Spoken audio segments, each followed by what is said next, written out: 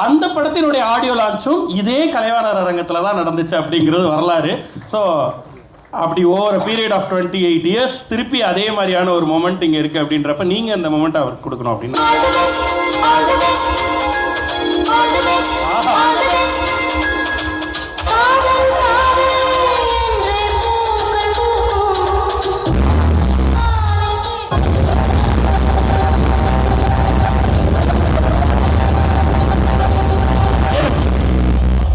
இந்த ஃப்ரேம் ஒரு முக்கியமான விஷயத்தை சொல்லுது. என்னன்னா, கொம்பு சிவி திரைப்படத்தின் மூலமாக 3 டிகேட்களாக நடக்காத ஒரு விஷயம் நடந்திருக்கு.